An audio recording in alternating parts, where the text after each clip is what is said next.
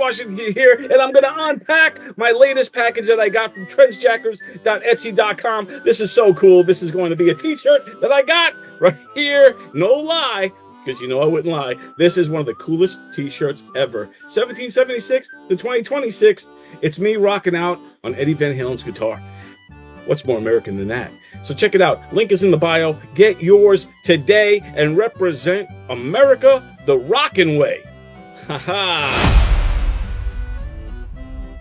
Long story short, they're putting together a cop movie with Vin Diesel, and they're looking for an unknown to play his funny sidekick. So she wants me to come down and audition. Congratulations, but come on.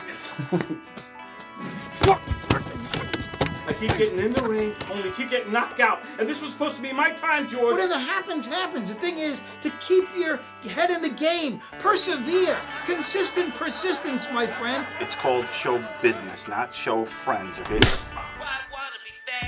You guys are unbelievable. Holy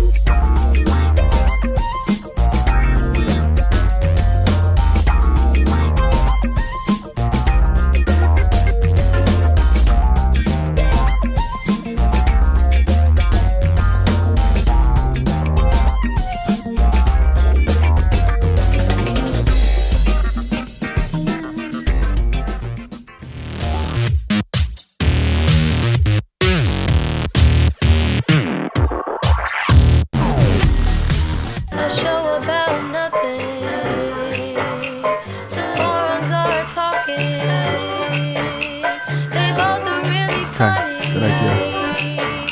They just go with the flow. It's the Hershey and Keegs show.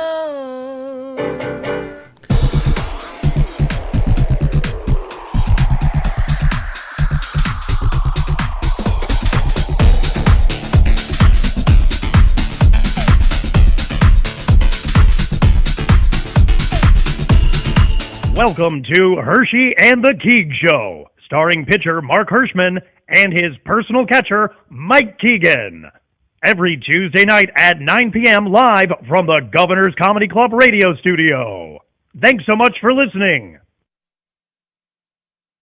Welcome to Hershey and the Keegs Show, starring pitcher Mark Hirschman and his personal catcher, Mike Keegan. Every Tuesday night at 9 p.m. live from the Governor's Comedy Club radio studio. Thanks so much for listening. Well, hello, ladies and gentlemen. It is Tuesday night, 9 p.m. We are, it's the Hershey and the Keegs Show. I don't know what's going to happen. Yeah. It's the Hershey and the Keegs Show. Yeah, we are live. We're in the studio. We are. Mike Keegan, Mark Hirschman, Tony Walker on the ones and twos. We're going to have a good one. We got a great special guest on tonight. We had some stuff to talk about. The most special of guests. The most special of guests. My buddy for over a decade that I'm excited to talk to, that I haven't seen in probably about 2 years. So 2 years.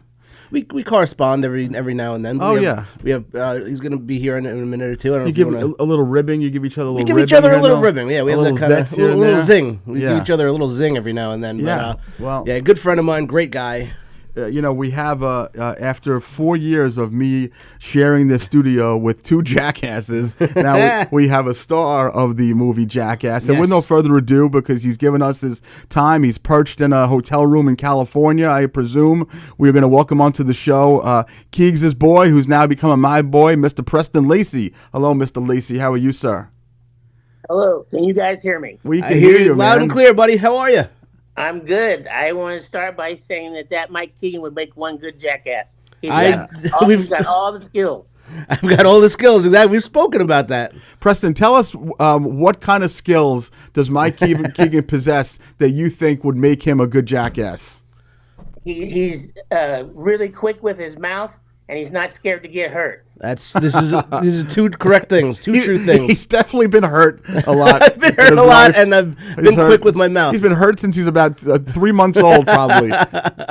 Well, falling down drunk is still comedy. Exactly. That's yeah, right. It's I do that just for you guys. Just for a little familiarity, Preston. Before we dive into you and your history and Jackass, I'd like to know the derivation of this friendship because I don't really know the story about how Preston and Mike became friends. So let's hear your version, Preston. I was just trying to get any possible comedy gigs I could get, and one of them was at a rock bar, I think in Long Island. Yep, Revolution in Amityville. Yeah, there you go. And he was on the lineup, and I thought he was really funny, and so I asked him if I could come back and do other shows, and he immediately hooked me up with a bunch of shows we did in the city and on Long Island. Yeah, we did like a whole big tour. We actually went down to Florida together too. And I still haven't gotten paid for that gig from that Roger Jerkoff. but Preston, we were at Revolution in Amityville, I think, with Tom Garland. He came with, and he's a comic out of Chicago. Okay. And me and Preston hit it off right away. Just the coolest guy in the world. And he asked me, I want to get on some more comedy gigs. So we did Broadway Comedy Club. We've been to Catch a Rising Star in Jersey, Florida, and we just became really good friends. So was it, I mean, obviously you're not a Northeast guy. Were you just deciding to try to make a splash here in New York when you're normally on the West Coast? Like, what were you doing here? You just decided to just... No, I just wanted to experience New York just because I'd never really been there that much, just a couple of times doing promotions and stuff. I especially had never been to Long Island until I started hanging out with Mike Keegan. Yep, exactly. I introduced him to the Long of Island. And how many years ago was this? That was probably what do you think about Preston? About 10 years ago, probably? Yeah, about 10. Yeah, about 10 years ago. And was it in between, like it had to be in between what, movies number 3 and 4, something like that maybe? Oh, no. Yeah. It all blends together. I don't know. It does, but I think it was between 3 and 4 because I remember when we were in Jersey together, you had just told me that Knoxville had called you about doing Jackass 4. I couldn't even really tell anybody. Okay. And we started talking. We were sharing a meatball sub. Yeah. Obviously at a Italian restaurant, and he's like, "Hey, there's a new Jack," and we started kind of coming up with ideas. Wait, and were stuff. you at Domino's? we were at a better Italian restaurant, not quite Domino's. Okay. So, that was right, and that was the day that night you called me and said, I have to tell you something that I'm not supposed to tell you. Yeah, probably when I called 100 people and probably told them I'm not supposed to tell them. Yeah, no, I remember that. Was right that. when they announced Jackass 4. Nice. But yeah, and Preston just is the greatest guy. But Preston's from Joplin, Missouri. Yeah. So you remember Copenhagen Bandit that we had on here? Dude, fucking love the Bandit. He's the one that introduced me to Cameron or Copenhagen Bandit. And Preston made that introduction. We love Cameron. Did you still you talk to him at all? You ever cross paths with him at all? Yeah, I usually see him when I'm in Joplin. If our paths cross there. Joplin's not a very big town, so it's easy to see your friends there. Yeah, we're still talking about trying to get him here, but for someone who does comedy in Missouri and St. Louis in the Midwest, like making a move to come here for even a week or two is probably a big deal, I guess, right? Yeah, I'm sorry, I didn't mean to walk on you. Go ahead, Mike. Nope, you're good. Well, I was just saying, Cameron, he's super busy down there. He's got shows all over. He's got a nice following, and we have been going back and forth about trying to get him up to New York. But you can go. I'm sorry. No, it's hard to get out. It's easy to get stuck into regions like that, because it gets comfortable, and it's hard to go to other areas just because you can go to St. Louis, Tulsa, Kansas City, and Dallas, you know? Yeah. And it's not as much of a stretch. It's not as much money to go to New York, you know? Exactly, Yeah. and he's got the following down there. He's selling out those shows. Yeah, he's killing it. He's doing great, and obviously, Preston, you are too. Obviously doing our pre-production work. And I'm not going to tell the story I want you to, but how this whole existence of you and Johnny Knoxville and all these films, like the story is very intriguing to me. Can you please tell our audience a little bit about how you eventually hooked up with Johnny Knoxville and became a star of his movies for the next 20 years? Well, I had a friend of his. We had a friend in common named Jason Fiegel. And one day I was over at Jason Fiegel's house, and Johnny Knoxville came over and asked Jason Fiegel to taser him in the stomach. And I was like, man, this is an interesting dude right here. So I kind of started visiting with him when Knoxville and I became friends then. And then he started asking me to write him ideas. And for his show, I started telling him about this crazy show he was doing. And I wrote down 10 ideas, and he told me that I had to do them. And I was like, what are you talking about? I have to do these. Like 5 minutes ago, I was a writer, and now you got me in this darn cast of a show that didn't exist yet. Yeah. I didn't think it'd go anywhere. I don't think any of us really did. Yeah, even that, I've read Steve-O's memoir, and he never thought it was going to really go anywhere either, but it was the hottest thing in the world. What was that? That was probably around 99, 2000? Yeah, right at the end of 99, beginning of 2000. Yeah, for a while it was, until the Osbournes knocked it off, it was the highest rated series in cable history. Yeah. Now, were you doing, I know you were a writer at the time, were you doing stand-up at that point as well? Yeah, but I mean open mic nights, in California, just a couple here and there. Nothing, no paid gigs or anything like that. Yeah. Wow. Isn't that crazy? Now, I had read somewhere that you had met him. Was it through his wife initially? Was that the contact? Yeah, his wife is good friends with Jason Fiegel, and that's how they knew each other. And she hired me to haul. She owned a clothing company. She made tube tops and miniskirts, and she hired me to haul around fabrics and stuff and go to her different sewing places and everything. And a couple times she'd sent Knoxville with me. That's awesome. So, obviously years go on and you're not doing movies all the time, but what kind of connection do you have with the guys, with Bam and with Steve-O? Like, is it like a thing where you guys have group texts, or you might go a year or two not talking to the guys? Tell us a little about that dynamic. No, there's a big group text for sure, and Steve-O's on there probably 3 days a week texting all of us. No, we all stay in touch and see each other when we can. We don't not very often when we're not filming. Right. Yeah.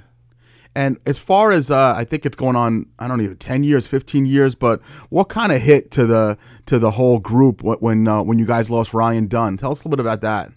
That was the biggest hit we've ever taken, because like even when Bam, fell off, it wasn't as bad as that, That was just the worst ever. It was so hard on everybody, and I don't think we've still really fully recovered. No, you can't. Exactly. What kind of guy was he? I mean, I know what he was as far as the films, but what kind of person was he? He was so funny.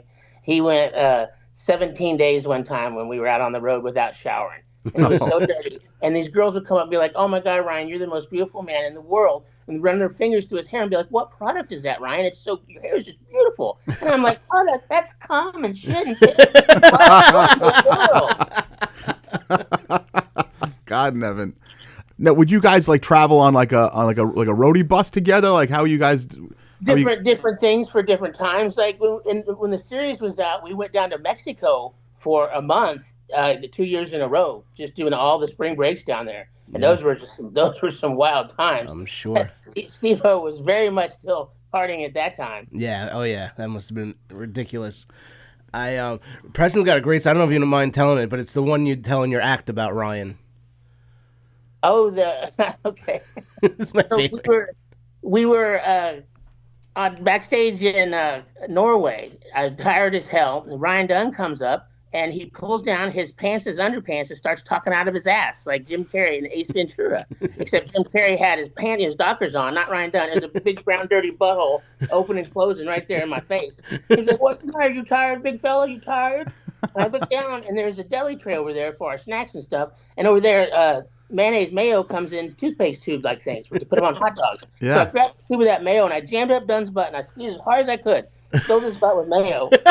And I was laughing like that and I quit laughing. And he goes, well, wait, why did you just quit laughing, Preston? And I said, well, I don't know, Ryan. I think this might be gay.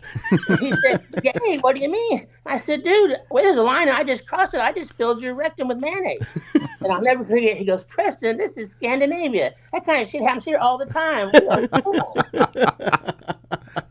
So I mean, I've never seen you perform this on stage, but is that generally, Mike, what he does on there? That's it, dude. People love it. It's a big laugh. So people put down their jalapeno hoppers and just laugh their asses off. I'm assuming when that happens.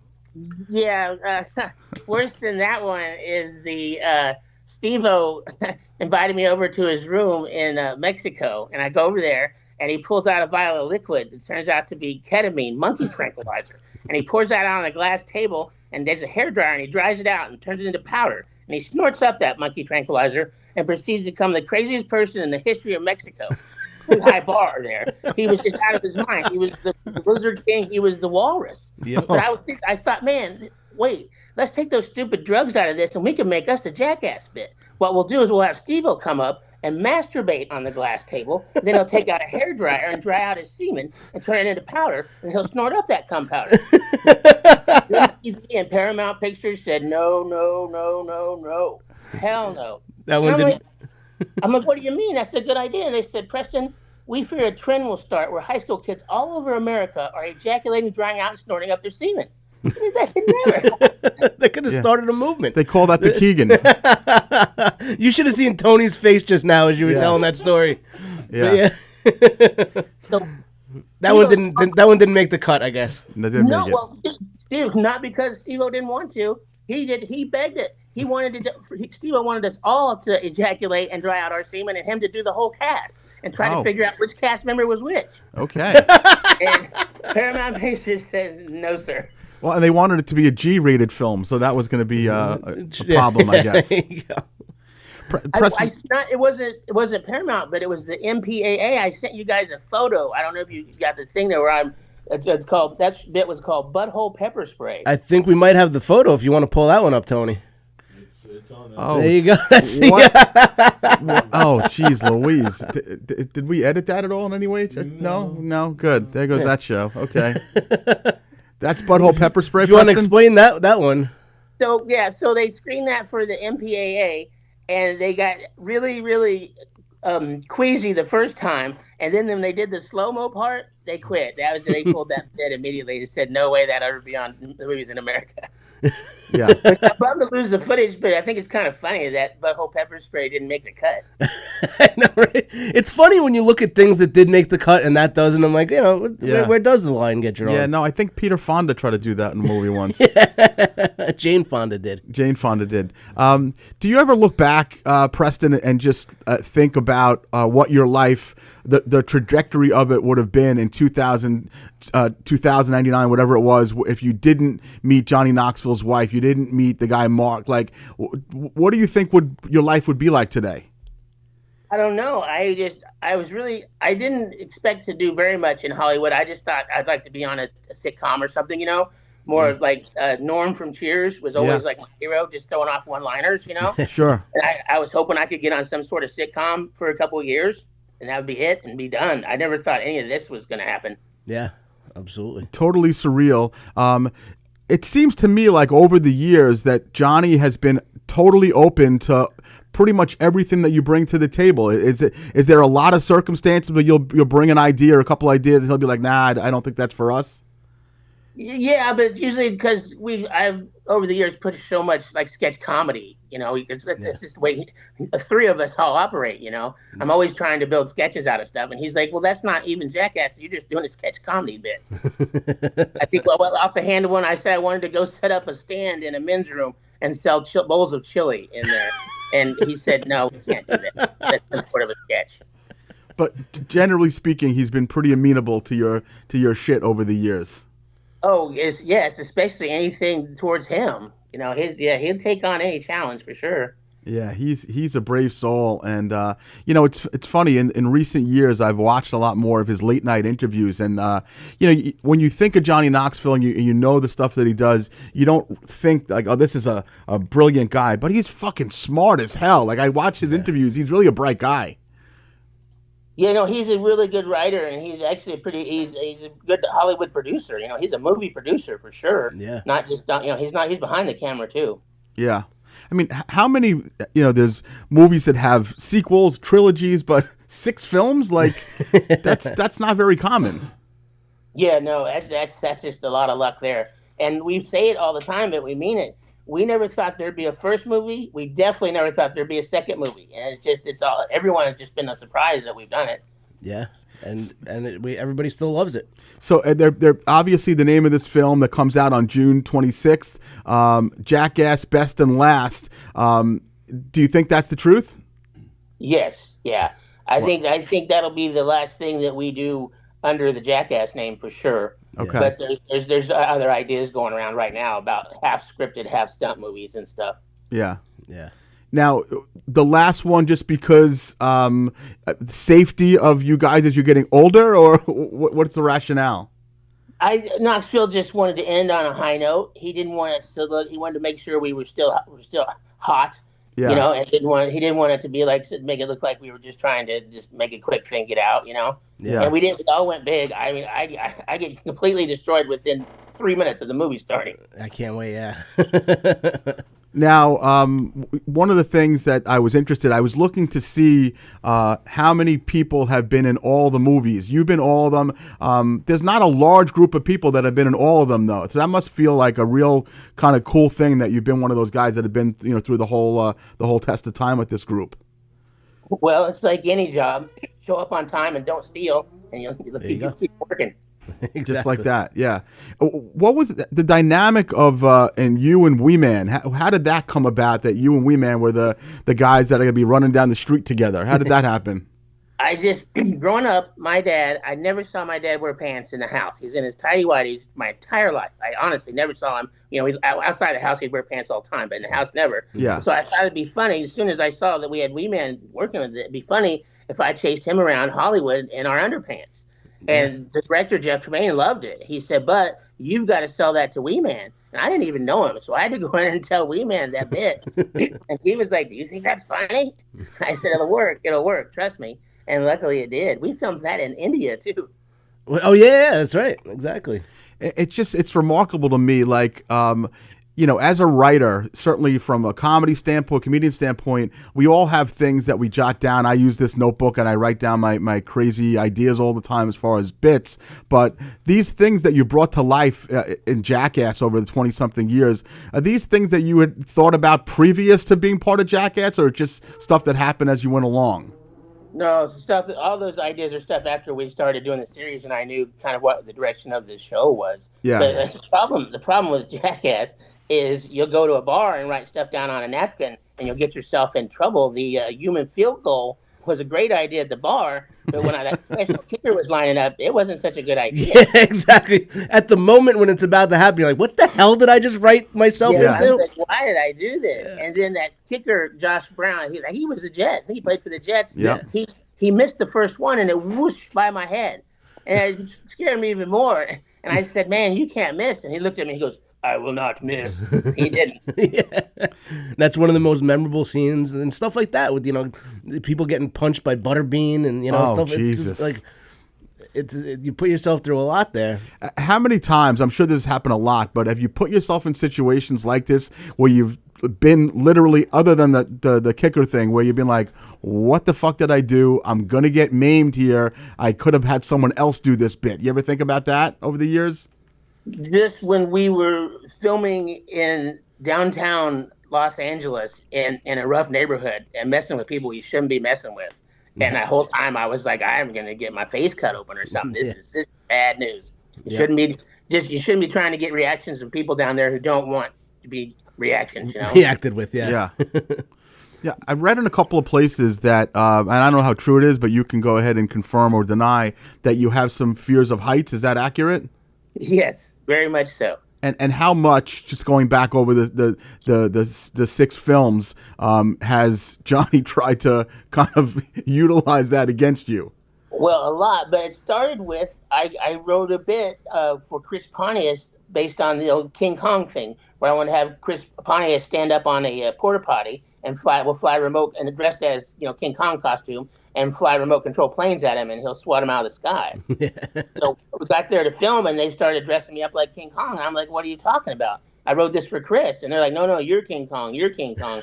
So next thing you know, I was up there on top of it. It was on top of the hill and a porta potty on top of it. And I was just scared out of my mind. I was really scared, and I had a panic attack and started shaking. And then they went after me hard on that. And that's when they discovered the fear. So later on, they really attacked that a bunch. Yeah, you don't want them to know your fears.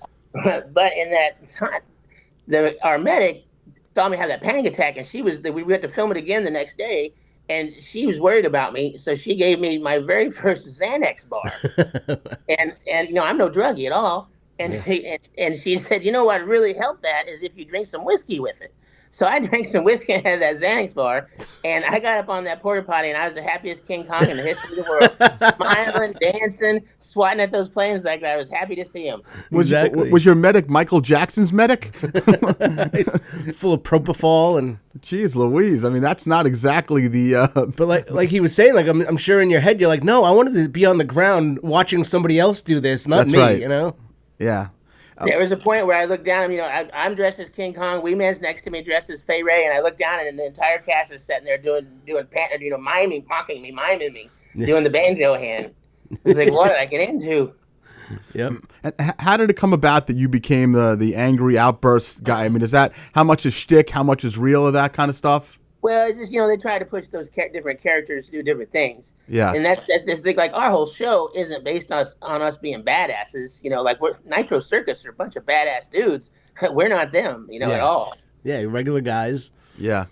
It starts to look like sadomasochism, if you're just going to go out and start stabbing yourself. I know. And, we're writing this for ourselves, stabbing ourselves. This is sadomasochism. I think, speaking as Wee Man, though, I think Preston and I figured out the first time I actually saw him must have been about 2004 or 5. Steve-O was doing a show at Toad's Place in New Haven, Connecticut. Okay. And I went with my buddies. My best friend went to school up there. And this is well before you started doing stand-up. Well before I started doing stand-up. Yeah. We just got tickets to the show because Steve-O was there. Yeah. And it turns out at one point in the show, Preston and Wee Man came out on stage at one point. It was the craziest show I've ever seen. Yeah. Steve-O comes out, first thing he says, he goes, if it wasn't for all the cocaine, I'd be really drunk right now. I'm like, this is going to be wild. And one of the things he did that day, he peed in a Poland Spring bottle and had people from the audience come up and punch themselves in the face. And the first person that bled was allowed to drink out of that bottle. Allowed to drink? Like yeah, that was the prize. So you get to bleed and then drink someone's urine. Yeah, exactly. Okay, I got it. That was the first time I saw Preston. Do you remember this wonderful night, Preston Lacey? Steve-O on stage would say, who wants to get kicked in the nuts? And literally 2,000 people would raise their hands begging to get kicked in the testicles. That's insane, right? I would think that the only people that would say, yes, I want to be kicked in the testicles is someone who never got kicked in the testicles. True. Because it's a horrific pain. But apparently the love that you've got these people to feel for you guys has no end, right? Well, Steve-O's lawyers said, hey, you got to get releases from these people to do that. So he started having them hold up their driver's license and say, hi, my name is Tom Smith. I want to get kicked in the nuts by Steve-O. And it was even funnier than being kicked in the nuts was people doing that confession. All right. It's crazy to me. So I know, obviously, Steve-O used to have issues with the drink or drugs, and he's been clean for a while now. Is that correct? Oh, yeah. Yeah. No, it's that same obsessive compulsiveness that he used on cocaine and PCP, he used to get off of it. He's clean. He hasn't done anything. He did a stunt and got caught on fire, and they gave him pain medicine for that. And he said, man, I forgot what drugs were like. Yeah, right. I didn't even do the research on that part, but Bam was in this film in number 6? Yes. He has two things. He has a new bit that we filmed called Silence of the Lambs, which is it might be the funniest bit in the new movie. And then he, like all of us, he has a couple of classic bits from the arc like that. Football to the Face is in there, and he's got like the giant hand knocking him down, like a few things in there. Yeah. That's like to me that puts closure on everything, because the last Jackass film was amazing. Everyone loved it. We all loved it. But having Bam and everybody back together, I think that kind of makes everybody feel better. From a layman's standpoint, obviously you're not a counselor or anything like that, but Bam seems like he's got his shit together these days. I'm so happy for him. I'm so happy he's doing good. He's hanging out with his son. He's doing skateboard tricks. No, he's kicking ass. Yeah, We couldn't be more happy for him. I would like him to come to the premiere. I don't know if he will. If I was him, I'd put on a top hat and a full-length fur coat and walk down that red carpet like I just ran the World Series. Absolutely, 100%. And it's so good because I follow Bam's social media, and he looks great. Yeah. Like Preston said, even at his age, he's still doing the skateboard tricks. And So that actually brings me to another question. Through this platform, through this Jackass franchise, you've met Tony Hawk, Shaquille O'Neal. I mean, just talk about the surrealness of that, of getting to meet some of these people that you probably at one point never thought you'd ever meet. Yeah, we all fell in love with Shaq. We like him so much. Shaq's a really funny person. Yeah. He's hilarious. And then, I don't know if you guys ever saw the video, Wee Man picked him up on his back and was carrying him around. I don't think I ever saw it, no. You watch that video, it's amazing. Shaq has to fold up like a pretzel to even be able to do that. And then Wee Man, he's holding Shaq on his back. That's it's hilarious. Great. That's hilarious. That's just unbelievable. What are some of the injuries that you witnessed over the 20 years between the show and the movies that you were like, fuck, like we crossed the line here and this guy's really hurt, like that it scared the hell out of you? Nothing like that, really. Oh, good. It's all had, there's been, Ryan broke his wrist, there's been 2 or 3 broken ribs. Knoxville got teeth knocked out by a dildo. Mm-hmm. That sort of thing. And, if I had a nickel. Dave England blew out his knee doing like a ice skates thing. Yeah. So in the last film, Knoxville got pretty banged up, right? Yeah, no, that's what the doctors won't let him do anything, any more stunts or anything at all. I'd like to hopefully he doesn't get in a car accident or something because he could be in real trouble with that. So what kind? I mean, obviously, the people who watch the movies and are Jackass fans don't probably realize that there are medics there and there are stunt people to tell you guys what to do and not to do. How much of that support system is there? Every time you guys shoot a film. No, there's a ton. There's that's a whole unit for that. To the stunt coordinators and stunt people to tell us what to do. They don't do any of the stunts. But like in the closer for this last movie, I'm right behind Knoxville in that cart. And I was thinking, they're not going to do anything to hurt him. So I kind of sucked up to him there. And I was way off. They had one of those cannons lined up on my head and got me right in the freaking temple. And they said, we knew you were going to try to do that. They pre-planned it. Wow, that's hilarious. Do you ever just be in these situations and be like, what the fuck am I doing to myself here? Like, that really could have injured me.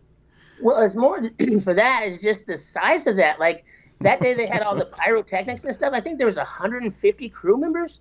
And like when we started, it was, one camera guy, one sound guy, and us. Yeah. That was it. Yeah, exactly. It just seemed like, what in the world am I living in? I was like, gosh, I wish my parents could see this. They'd be like, holy shit.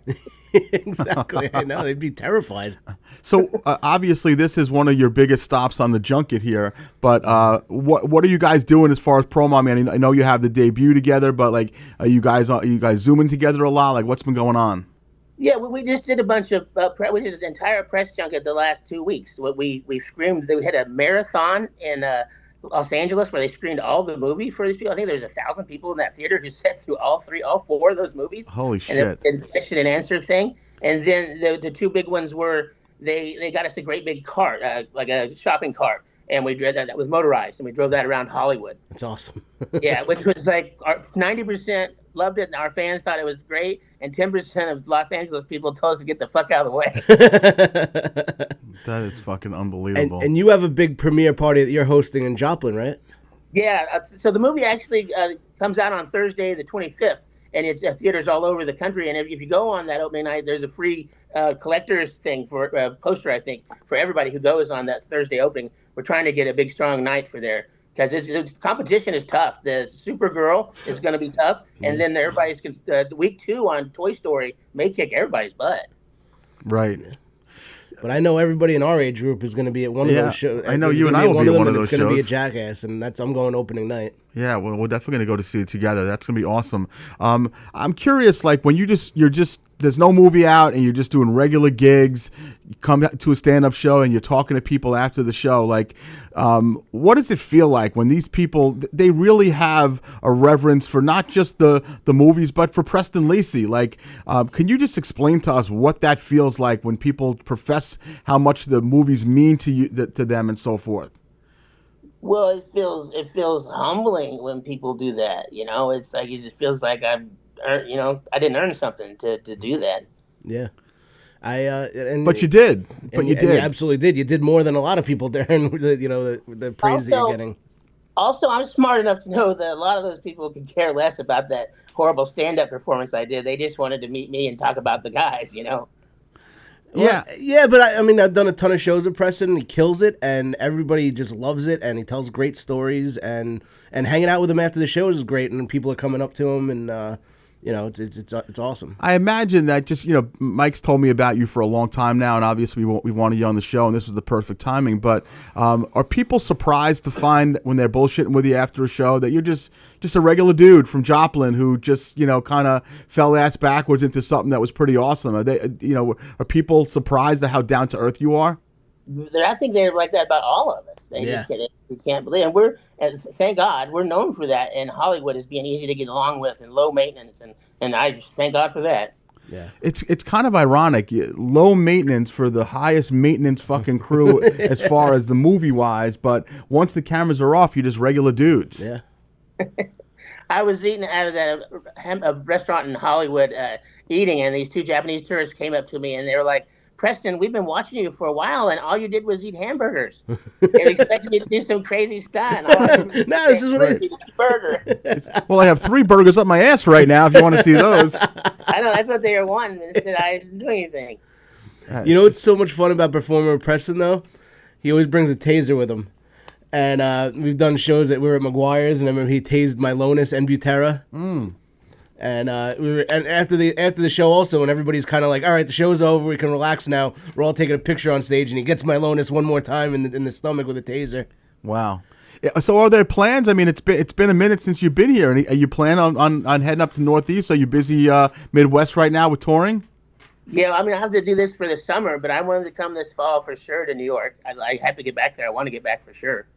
I think we'll definitely put some stuff together when you're ready to come back to New York. A little Herschy and Keegs, Preston Lacey show at Brokerage maybe would be nice. We just had Mikey and I just had a show Mikey produced with his buddy Michael Parrish from the band OAR. We sold out the Brokerage and it was a 6 show. So by the fall, I think we'd be. We'll do our next one. We'll have Preston here when he's ready to come up. We'll put one together. Give me a date on that. I'll put it in for sure. All right, perfect. That is terrific. All the things that you've done, what do you love the most? Is it the writing? Is it the performance, or is it just straight stand up? Like what have you found that is your greatest love out of everything? 100% the writing. Just like I said, to be at a darn bar in Joplin, Missouri, and write something down and then see it on a big screen, it just blows my mind. Yeah, isn't that something? That's just unbelievable. How did this whole thing start for you, by the way? As a kid, did you like slapstick? Did you like stand? Like what was it that made you want to become a writer and had that comedic brain? I was the closest classroom to the field house where the football guys get ready was drama class. And I wanted to get a good locker, so I only took drama class because it's the last hour of the day, and I knew I could get to the field house quick and get a good locker, which means one on the corner, so you're not wedged in with a bunch of naked dudes. Yeah. And that's the only reason I took that drama class. But then I fell in love with it, and it turned out that I was pretty good with the timing and the writing up ideas and stuff, and I was horrible at football. Yeah. But I had to make a switch.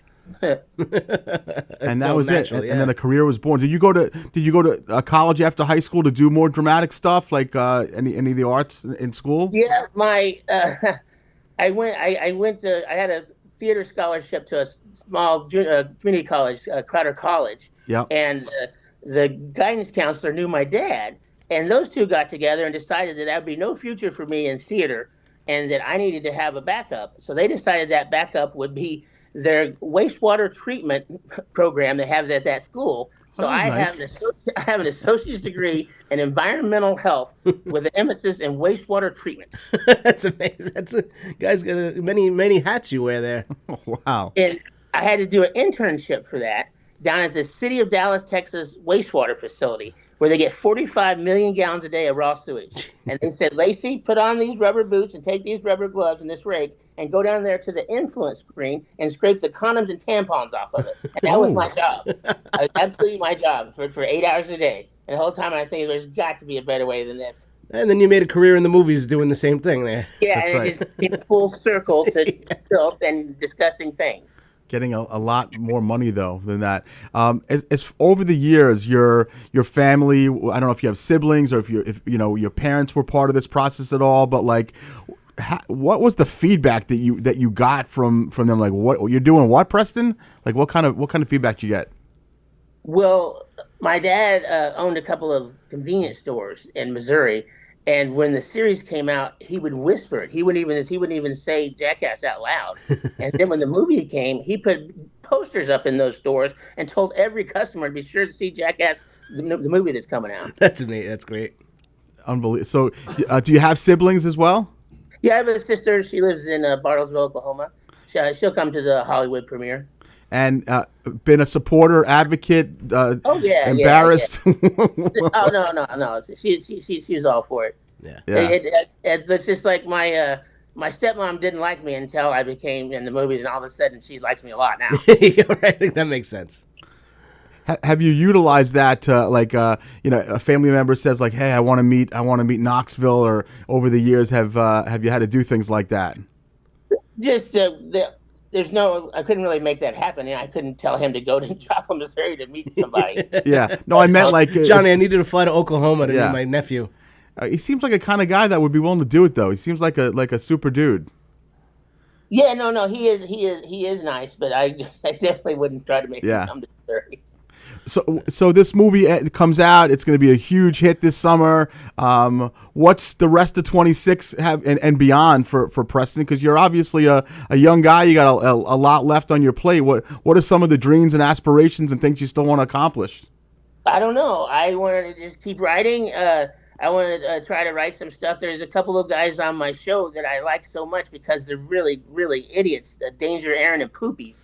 And I just think they'd be perfect in any type of show. Yep. And so I've been trying to come up with different ideas for things to put for them to try to get some sort of a series with those two guys. They're just standout morons. They're awesome. Poopies is awesome. I met Danger. He was actually at one of my shows I was doing in, I think, Rhode Island or something. He was just in the audience. He was friends with one of the guys I was doing the show with. He was a super So how'd cool you make dude, the connection? That's crazy. He was just in the audience, and my buddy's like, oh, yeah, my friend Danger Aaron's here. And I'm like, oh, that's awesome. And I mentioned I'm friends with Preston, and him and I hung out for a little bit. I love that. I love that. Listen, Preston, we've been trying to do this for a while, and this was the perfect time. We appreciate you coming on. We're super excited for you, and we absolutely will have some stuff going on in the fall. So, once you realize that you have some availability and you want to fly up north, you let us know, and we'll plan a show, and we'll have some fun together. Yep. Yes, but can I say one more thing? Yeah, absolutely. Whatever you want, of course. So, Poopies is from Southwest Missouri. Poopies and I went to the same elementary school. Really? Isn't that crazy odds of that? That's such a small world. Exactly. Did you guys know of each other before any of this? Not at all. Not at all. He told me that the first day, and I thought I was being pranked. I was like, this just can't be right. It's funny because there's nobody on there from freaking New York, but there's two idiots from Southwest Missouri. Southwest Missouri. All odds of Hollywood, right there. Who went to the same proud elementary school? That's awesome. Oh, I'm sure the school is just thrilled with that. You guys are awesome. Thank you so much. Listen, man, you're the best, and everything that Keegs said about you is true. You're a class act, and we're happy to have you. And again, having you on 10 days before a big film comes out is a real treat for us. And we wish you all the best luck, health, success, all that good stuff, and hopefully we can hook up and meet you in the fall up here. No, I guarantee it. Yep. And thank you guys so much. All right, I love you, buddy, and I'll see you when you're up here. And everyone go check out Jackass in 10 days on the 25th of June, Thursday. There he is, Preston Lacey. Thanks, buddy boy. Have a good night. Guys. Take care, buddy. Take care. Dude, what a terrific class act, He man. really is the best guy. He's so much fun to hang out with. Like, Yeah, I never knew the whole story as to how you and him connected. I didn't know any of that stuff. Yeah, we just did that one show in Amityville, and it was cool because I've been such a fan of the Jackass series since the day it came out when I was in my senior year of high school. Yep. And even Jackass won the first movie. I want my dad to go see it. My dad fell in love with these guys. They are the best guys. And then Preston and I just hit it off right after that show, and we put a little tour together. Yeah, and just hanging out with him is the coolest. Like you said, he's just a regular guy. We'll hang out at the bar. Yeah. We'll eat. I introduced him to halal guys in the city. We went to the best. introduced him to halal cart. Yeah. And just he must have loved hanging out in the city. Like if he's a Midwest guy. Yeah. Oh yeah. Definitely. He must have had a fucking blast with blast that. to hang out there with. That's so cool. Yeah, hopefully we get to do it next year when they're back. But me and him and Wee Man were supposed to go to a Yankee game together. Oh, really? Yeah, I think Wee Man wasn't able to make it up here then. But okay, the friendship with him and Wee Man is awesome. Like they're really, really close. I love that. I totally love that. That's amazing. Yeah. Yeah, that was a treat, man. That was a super treat, and we've been trying to nail this down for a while, and it just so happened that the film was coming out, and for him to come on is just a real treat for us. And he's a good guy. Super cool. So. Well, listen, it's 9:40. We got 20 minutes left. We didn't even touch on the crazy excitement of the week, which obviously for me, not as much you, but you were into it somewhat.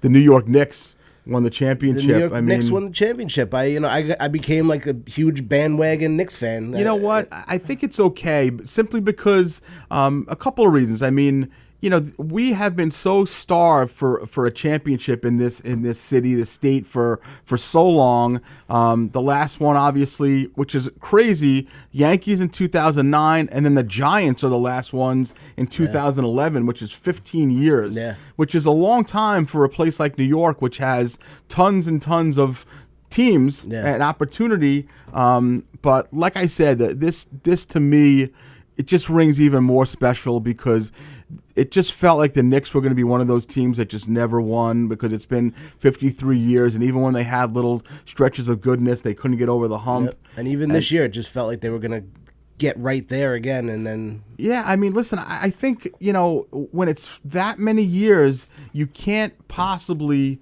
in your mind, feel like it's going to be real. Yeah. And there was a point that during this postseason when like these motherfuckers are going to win this whole damn thing. And that's why when they won the series and Eastern Conference Championship, and it was supposed to be either against the Spurs or OKC, and people were saying who you rather play, and I'm like, I don't give a fuck. Like they're going to beat them. Either way, they're going to. And I'm not. You know me. I'm not that confident person. You're a miserable person. Thank you. I honestly. I just felt like they were going to win. Yeah. I felt like they were going to win, and it was spectacular. And I'm sure you saw that I posted that I was just in shock for the first minute, and then I just wept like a little baby. I was so. I saw that. It was crazy. Like I certainly wasn't anticipating it, but what happens, especially when you're a little sissy Mary like me, is you think back to the first time that you started loving this team, which was 40 something years ago, and all of my life that happened. Being a kid, and even losing my dad later on, and even though he did not care for basketball at all,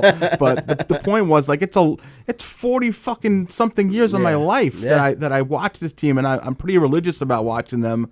So and there were so many years there where they were just a joke, and and I watched all those joke years. I was watching them all the time, and I really do believe that it is harder to win in New York simply because the level of rabid fans and the expectations and the rabbit fans. I like little rabbits. Yeah, I go ahead and like them, little rabbit holes. No, but like the expectations and the pressure and the you have multiple newspapers and how many different TV radio stations and things like that. Yeah. Like it's just intense. I was in the city the day that they won. I was with Juliana all weekend. And my mother and I decided we're just going to take her to the city, just do some shopping, walk around. As I get on the train, the Long Island Railroad at 2 o'clock, it was packed. And I'm like, wait, so you were coming into the city at that point or going home? I was going into the city at 2 in the afternoon. Oh, I didn't even realize that. And I didn't even click to me that, like, because I knew that they were away anyway, but I'm like, the train was packed at 2 o'clock on a Saturday. I'm like, this is weird. And I'm like, oh my God, the game. It's going to be bedlam in the city. Right. Plus the World Cup. Holy And we get off the FIFA. train, and there were thousands of Brazil fans there. Wow. And I'm like, oh shit, because they get the shuttles right outside. So there the was garden. women with Brazilians running around? Women with Brazilians, all not a hair to be Oh seen. my God! Just a little landing strip. She just landed right on 7th A Avenue. lot of good-looking Brazilian women in the city. for sure. Outside. Yeah. But it was just bedlam when you get outside of Madison Square Garden. Everything was closed off, even at 2:00. Wow. Because all the soccer people, I think you're allowed to call them that. Yeah, you they were can getting call their them that. They were yeah. getting their shuttles to the game from there. Yep. And then it was exciting because Juliana's like, oh, this is a cool time to be in the city. This is going on. She lit a school bus on fire. Oh, it was really perfect. cool. That was Juliana that lit that. It school was bus Jules. on I fire. thought so. A little grasshopper. Yeah. But we made it out of the city at like 5:30. Oh, and okay. It was already like nuts because we're walking by the Manhattan Center where the big watch party was also, and it was already nuts there. I'm like, That's kind of neat that you were there. I mean, I'm glad you weren't there with Jules that late in the day because it was starting to get that later on in that night. It was getting a little kooky. Yeah, from what I I heard. said we got to get on a train by like 5:00 because it's gonna be nuts. Yeah, no, dude, that's awesome. And for me, as like not a basketball or Knicks fan, really, I did get into it, but I think it'll kind of hit me the day of the parade when I watch the parade. Then I'll see all the celebration and excitement. Well, so I was at the Lori and Scott Adbapsky demolition. You know them very well, obviously. We set up a shrine for Wally. That's what turned it. That's why they won, by the way. It is. I set up a chair, put some photos of him, a basketball, a couple of shirts, and no one was allowed to sit there. And then after that, they didn't. They won, of course. Jalen Brunson should thank Wally. Yeah, no, there's no question. Wally Serbiak and Wally Siegel, it was just crazy. And then of course, there had to be 30 some odd people at the house easily, and everyone was going to the parade. We were all going to the parade. There was not a person there who was not going to the parade. Yeah. Now there's not anybody going to the parade. And there was a couple of reasons, by the way. I'm 100% positive that Lori, Wally's daughter, would have gone, but they changed it. It was supposed to be Tuesday originally. They changed it to Thursday, and it happens to be the Levittown prom on Thursday, and so Lori's son is going to the prom, so people just couldn't go. And I think, honestly, people are starting to see that you're supposed to be there by 5 a.m. to get a spot, and like all of a sudden the funness of being there for the parade is dampened by the fact that you have to hold piss in for 9 hours. Plus the looting starts at what, 9:30? I think 9:30 the night the before. looting starts. Yeah, exactly. So I'm a little bummed. I'm having a little hard time finding anyone that wants to go. And the truth is this, like, do I really want to be among 3 million people? Yeah. Like being me. Anybody with any speck of social anxiety in that crowd with those animals? You know what? It's funny. I went to the parade in '96 after the Yankees haven't won a championship in 25 years. It was 78, so what, 18? Whatever the math is. Yeah. It was a lot of years, though. And but I was young and drunk and didn't care. I was there in 96, 98. And Yeah. it was like, I think it would be a lot different for me now. Even if the Yankees win this year, I'll probably go to a parade if the Yankees win this year. I just think that nowadays there's so many more fans. Like, I don't think the thing that's really making me not want to go at this point is that I don't think they realize what the city's about to see as far as the voluminous amount of people there. Yeah, because we touched on it last episode when we had Mike and Mike and Jay Roebuck. Jay Roebuck on that, like. Yeah, the Yankees win the World Series, and you're going to have all Yankee fans, but all the Met fans aren't going to be there. The Mets win, and the Yankee fans will be there. This is everybody in the city is going to be there. A lot of people with net shirts underneath their Knicks shirts. Exactly, yeah. This is a Knick town for sure. Yeah. Everyone's going to be there, and it's going to be total bedlam. And so there'll be definitely parts of me with the FOMO that I'm not there, unless someone comes up and is like, no, we're going to do this. Be a homo with FOMO. Yeah, no, there's no question I would be that. And I don't know. So I think I'm going to take a pass. Maribel Torres gave us a little heart. Hi, Maribel. Hey, Maribel. We see you. There's a lot of chats up there. But ultimately, I think I'll probably watch it on the TV and get emotional.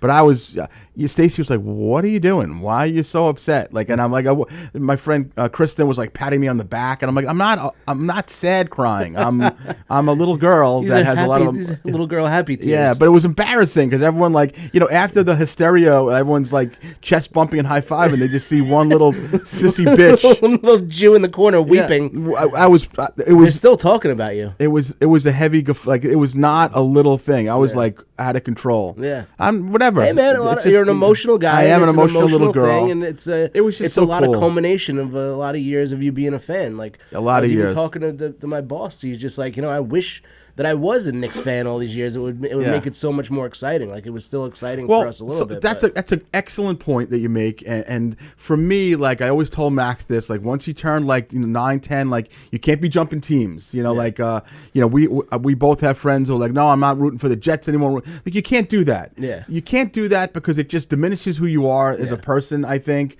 you have to just stick it out. Yeah, I root for the Jets. I've rooted for the Jets, and if it ever happens, which I really don't think it will, just because there's such a clusterfuck. Yeah. But like, if the Jets ever, and Tony, you can attest to this also. Yes. If the Jets stop looking at videos of men's dicks, okay?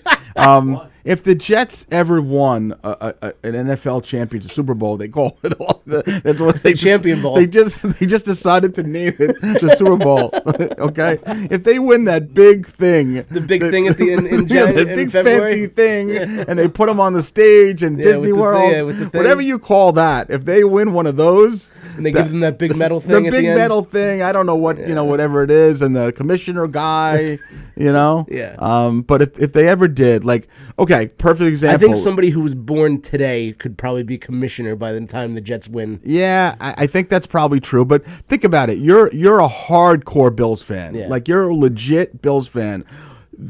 Can you just imagine the hysteria that you would feel? That's how I get what you're saying, because I would feel the same way. Yeah. Being a Bills fan since I was a little boy and I first started playing football, I was a Bills fan, and I've seen the Scott Norwood and all the years that we came so close, or all the years that we sucked. Right. And so I forgot. Well, you were old enough at the 4-year run. You were. So I was born in '83. Yeah. So I was young. Yeah. I remember being at my grandparents' house watching the Super Bowl. And what was it that made you decide that you weren't going to be a Jet or Giant guy? You were going to be a Bills guy. You remember? I think just because I have family from upstate that were Bills fans. Okay. My dad likes the Bills. My uncle likes the Bills. My cousin likes something? the Bills. Yeah, exactly. Yeah. And but and I never disliked it. Plus, you know what? Me and my two cousins, we all grew up together, same town, just about the same age. We all Tim Rollins and his brother Rob, like we're all kind of the same age. We all picked our teams. We all picked different teams because we were a little competitive with each other. So Tim was the Giants, Rob was the Jets. Okay. And I'm like, I'll be the Bills. Yeah. The Giant kid was the way to go. Yeah, because the Giant kid had it made. I remember years ago when the Giants were winning the Super Bowls, my buddy was like, you hang out with us all the time, like root for the Giants. And I'm like, I'm not rooting against the Giants, but I don't feel that same thing where like if the Jets ever did it, I would be, like a total basket case. Imagine if they did it this year with the Knicks and the Jets. Can I just tell you that I wrote it on Facebook earlier, I think that now the slide is over. I'm fairly certain the Yankees are going to win the World Series this year. Yeah. I think the Giants are going to be in the Super Bowl within the next 2 or 3 years. Yeah. And Jets never, Islanders, I don't know, man. It's hard with the Islanders. Like, I feel like we've gotten there and then they fall back a little bit, so I can't really picture that. Exactly. And the team's getting older and there's different guys coming up now in the Islanders, so I don't Although know. Schaefer is the one hope, though. He's the guy. He's like, we have Aaron Judge and I have Josh Allen, who's like, these guys are just about getting out of their prime now. Yeah. Like they got to do it now. At least Schaefer has got some time. I mean, Schaefer's build teams around he's him. 11 years old. He's got 30 years left in the league. Yeah. And I do think he has that. It's different. Hockey and basketball are different, but I do feel like he has that. I'm going to carry this fucking team. Yeah, and they're going to build teams around him. Yeah, I think that's it. And the truth is, the other day, Game 5, the Knicks were still down like 6, 7 points, and there was like 7 or 8 minutes left. And for some reason, I just felt with the utmost confidence, Brunson looks like he's going to take this fucking game over, and he's not going to let that. Yeah. He's not, and I don't even have conviction over thinking that he can do that again. Yeah. I think that we might look back at this, and I hope not. I hope I'm wrong, but we might look back and just say that run that we just saw, where it was 16-3 and winning games by 40, like I just think it's going to be such a special thing that, especially if they don't do it in the next few years, because all these people who said like a 6'1" player can't do it like this, he's not fast enough, he's not this and that. Yeah. The fact that he did it is It's just mind-boggling, right? Exactly. And the tip from Anunoby is going to be one of the reels that you're going to see for the rest of your Forever. life. And I don't think it is as amazing as it was. I don't think you would have seen it as in clips and reels for such a long time if they didn't end up winning the championship. No, I think it's the same thing. Like, if you go ahead and you show me Carlton Fisk's home run, which they say is a huge home run. Fisk. Red Sox didn't Fix. Not Carlton Fisk. No, different player. I was talking about something else. Carlton Fisk is from that movie that you watch all the time. Oh, right. Carlton Fisk, yeah. Carlton Fisk fucker. No. Like, for me, like, the Carlton Fisk home run, with the... Yeah. They didn't win the championship, right? Yeah. The Chambliss home run in '76, where there was looting on the field. Yeah. They didn't win the championship. Yeah. The Aaron Boone home run. They didn't go on to win the championship. Yep. Those are big moments, but I don't care what you do. Like, they even talk about, the finger roll by Allen Houston. Like, big shot. John Starks dunk over Michael Jordan. Yeah. But not the same. Not the the same. same They didn't win the championship. as Like that tip there. Yeah. I mean, coming back from being down 29 points, and then that at a incredible. A 500-foot 3-point shot, and then he tips it in. It's just like just crazy. So would you agree, Tony? You'd agree that the biggest plays that we think about are either in a World Series or a championship game or leading up to one. The Mets Game 6. Game 6. So. Sadly, the Buckner play obviously is the one that stands out, and it eventually gave him cancer and killed him. But that changed that guy's life. Mookie and the ground ball and the whole nine, and then obviously the hits that led up to it. Like, I still think, as a diehard Yankee fan who doesn't root against the Mets, I still think that Met comeback in '86 and where there were players going in the locker room, people were smoking butts. Keith Hernandez, the fact that they were able to, it wasn't just one play. It was a culmination of plays that they were able to come back. To me, that's the greatest comeback. Although the 29 points. 29 points is amazing, and I was even saying, like, you know how many people paid $15,000 for a ticket and left at halftime? Yes, absolutely. I was listening to absolutely. I was listening to Boomer and Geo, and somebody called up. He goes, "I was at the game." He goes, "I saw at least 200 people just leave." So I actually have video. My buddy Brett went to the game, and he was there. He was on the Boondocks, and he has video of people after, I guess it was the third quarter, they were down 20, whatever it was, people leaving to go to the exit. So I don't think it was a lot of people, but I would be willing to bet it was at least 500 people. At least 500 people who didn't spend $50, $100 on a ticket. No. I have a client who was going to go to the game, and he said, "Thank God I had a meeting in North Carolina. I was flying back and decided not to go last minute because I would have left at halftime." Yeah, I mean, and those, I guarantee you, out of those 500 people, you know how these stories go in sports. None of them are ever going to admit that they left. Yeah. Okay. Yeah. Just like there's 100,000 people who claims that they saw Maris's 61st home run. Yeah, exactly. When if you look at the stands, there was about 8 people. Yeah, it was a day game that was made up where kids were in school and there was nobody there. Yeah. But somehow there was your a ticket, but there was a million people there, but there wasn't. Yeah. So that's why, and Max, thank goodness, has become the same way. We don't leave. Yeah. We don't leave. We wait to see what's going on because you pay your money, and yes, you'll hit a little bit more traffic, but the people that were able to see that game, the 29-point game, will be able to talk about that for the rest of their lives. Yeah, exactly. Totally phenomenal. And so it's been a super cool run, but I do believe the Yankees are about to win the World Championship in a few months. They're playing lights out right now. Yeah, they'll win it tonight. Yeah. Speaking of champions, by the way, and I last week we were busy and I somehow I didn't get to it, but and I didn't even know about this. Talk about the humility of men. One of our longtime sponsors, Keith Dunn. You love Keith Dunn. He's the best account manager I've ever met in my life. Exactly. Account manager Keith Dunn. He's like the New York Knicks of account managers. He is the New York. He's basically Jalen Brunson if he was an account manager. Yeah, exactly. Yeah. What he did, I saw a post on Facebook, and it wasn't with any sort of brag. It was just the most humble thing. A friend of his was ill, needed a kidney. Keith found out that he was a match, and he donated a kidney to his buddy. That's awesome. yeah, again, like we talk about people being good people and shit people. Yeah. This is just you can't in your mind. It's like if Tony was able to be given a leg years ago, would you have given him a leg? No, exactly. Keith Dunn would have. Exactly. Keith Dunn would have had one leg and one kidney, and God only knows what else he's given to people over the years. Exactly. Tell Keith I'll be in touch. Yeah. Exactly. And honestly, he's got two very nice colored eyes. Could be, if God forbid, one of Tony's eyes, goes sideways, and I don't mean that in a derogatory way. That is amazing. I was doing a show a couple weeks ago, and I don't know if you know, a few years ago, John Butera's brother needed a kidney transplant. Oh, I didn't know that. His brother Gary. We did a big fundraiser for it. Yeah. And apparently this woman, who I don't even think was very, very close with the family, donated her kidney to John's brother and saved his life. But I did a show a couple weeks ago, and John's like, oh, yeah, the lady is going to be in the audience that gave my brother a kidney. Oh, wait. I heard about that show. You had to bring 5 kidneys with you it's a 5 to the show. 5 kidney bringer show. I heard about that. I did hear about that. If you only bring 3, you still get a tape of your set. A little bit, yeah. You still get plasma. That's on the cusp of being what John requires now. You have to have donated a kidney to somebody in his family.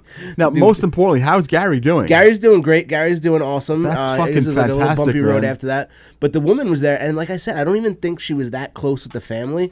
But she was the nicest person after the show. I was talking to her, so sweet, and he also John raises money for the Ann V. Graziani Fund. It's a great foundation. And, I've seen him post about that. And it's after awesome. the show, she's like, "I want to donate money to the cancer fund too." I'm like, "You did enough, lady. Yeah, that's it. Keep your money. That's it. Hold on to your one functioning kidney. Exactly. You're gonna need that money when you're on dialysis. Oh, Jesus Christ! God forbid. I knew we should always end the show before something. So I just told you a nice story. I can't. You don't know the derivation of how they met each other, how John or his brother found this woman, or whatever it was? John about it. I know she's kind of a family friend, but I don't think like kidney donation close. You know what? I don't even know to the level of friendship. I'll ask Keith, and maybe we'll have him come on the air and talk about it. But I'll come down to the hospital, and you can take my kidney and give it to you. And and apparently he's working fine and doing well with it. But it's I love you guys. I wouldn't give you anything. Yeah, I wouldn't want your kidney. No thanks. I'll pass on that. John DeResta, like he needed a kidney. His son gave him his own kidney. That I could see. Like if my mom or dad needed a kidney, I would do that. But beyond that, I don't think anybody. Yeah, it's fantastic, and props to John and his son, and John's a Valley Stream boy. Yep. So that's cool. I'm glad he's doing well, and listen, God bless Keith Dunn. That was not easy for me to say. God bless his buddy. I think I've always thought you're a class act since you're a kid, and I know your whole family obviously for a long time. So Godspeed to Keith, and hopefully he has another 50 years of good health, and his buddy as well. It hasn't affected the account managing at all. No, he is he's managing kidney transplants now. That's what he's doing. So awesome stuff. All right, here we are, 10 o'clock, man. I mean, I knew that was going to fly tonight. That was an easy show to do. Mikey, you got some stuff going on here coming up or out of town? What's going on? Much. I don't think here. July 24th, I'll be here in the Giggle Room. But this Saturday, if anybody's in the Media, Pennsylvania area, it's near Phoenixville, Valley Forge. I will be at the Martinique Dew in Media, Pennsylvania. Me, Richie Byrne, Cisco Hernandez, and some black Keith Purnell. Okay. Oh, Keith Purnell's Purnell, funny. yeah, he's awesome. Keith Purnell is funny. No, I know Keith Purnell. Keith's very funny. He's I've worked good. with him before. I couldn't think of his name before. Yeah, but yeah, Keith Purnell, Cisco Hernandez. When in doubt, just call him some black guy, Mike. They like when you do that, as you would say, idiot. Oh man. So hold on a second. So Friday, July 24th, you're in the Giggle Room. Yes. What is that? A self-produced show? That's going to be a Mike Keegan and Friends show. Okay. Yeah, so like I said, if you guys are around, I'm actually opening that night for Johnny Goomba and that's Chris the night Monty. that's the Friday, night, July 24th. So maybe we'll meet up for a drink either over there or here. Yeah, definitely. Is that a late night show or a regular show? It's a regular show. It's the 8 o'clock. 8 o'clock. All right. So maybe we'll hook up after that. That's Yeah. good.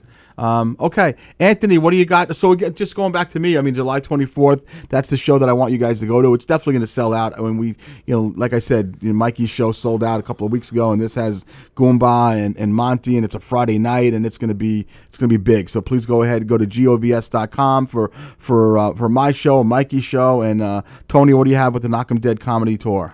October 30th, we're going to be doing a Halloween-themed murder mystery at McGuire's. December 12th, we'll be at the brokerage doing a holiday-themed murder mystery. And do you have anything for next Easter that we can talk about right now? Well, we're talking about governor's shows. I love it. Yeah, and that goes for all of you. I mean, I drove by today and I saw on the marquee here, like they're just hitting it every single time. Yeah, Joe List was just here this weekend. Ben Bank is tomorrow night. Oh, Ben Bank is here tomorrow night. Ben Bank is awesome. He's Are you going to pop down? I know you love tomorrow. Ben. I might actually pop down. I have nothing going on tomorrow. He's here Thursday too. That's awesome. Maybe I will pop down tomorrow. So for all of your comedy needs on Long Island, you go to govs.com. There are shows out in the brokerage in Belmore, then in McGuire's in Bohemia. The big Long Island Laugh Off is going on. Yeah, right the now. Laugh Go Off, check that out. and then Governors also produces some of these shows, like I think in the Hamptons or Montauk or something like that. Yes, and now they're also at the Allegra down in Long Beach as well. That Allegra, the beautiful hotel in Long Beach. I think One Funny Lisa Marie is there, and people like that. I think my buddy, I think Joe Mackey's going to be there too. Oh, I love Joe Mackey. Yeah, he's great. I didn't know you were friends with Joe. You know him I'm a little bit? friendly with him, yeah. Yeah, he's fantastic. Yeah. Good. So, all right, everybody, govs.com for all your comedy needs. You know the deal. Follow us, like us. If we have any Preston fans, hopefully you enjoyed the show. Mikey's going to be cutting up a whole slew of reels with Preston because we think we'll get some play on that. And that's it. We will not be here next week. We were off on June 23rd. We are going to see possibly the whole bunch of us. I don't know. I mean, me and Mikey definitely, but we're going to see James Taylor at Jones Beach. If you are going to James Taylor at Jones Beach next Caroline. time. Yeah, exactly. Yeah. Perfect. Idiots. If you want to go join us, we usually hang out in the parking lot, have a couple of sandwiches, a couple of adult beverages, whatever you want to do. Come hang out with us. That's next Tuesday, and then we have some big guests coming up in June and July. So stay tuned for that. Thank you for watching.